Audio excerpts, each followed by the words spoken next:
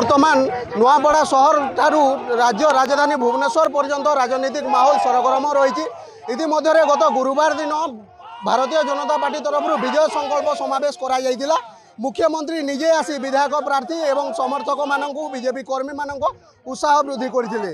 आज बीजेपी एक बड़ दिन जेहेतु बीजेपी विधायक प्रार्थी जी अच्छा आज प्रार्थी पत्र दाखल करने बाहरी प्रतिक्रिया ने आपण मैंने चित्र देखुए हजार हजार संख्यार समर्थक अच्छा प्रतिक्रिया ने कलाहांडी जो सांसद अच्छा बर्तमान प्रतिक्रिया ना मैडम कौन कहे समर्थक मैंने राजू भाई नामांकन पत्र दाखल कर जय भाई आज बहुत संख्या रे लोग आसी छन पद्म चिन्ह के आशीर्वाद देबार लगी जय भाई के जितेबार लगी और जेन हिसाब रे दिसु छी आप निजे देखु छन लोग निजे निजे आसी जाय छन रोड के खाली अमन के आशीर्वाद देबार लगी सेटारे जना परुची ई निर्वाचन 100% बीजेपी जितबो पदम फुटिबो।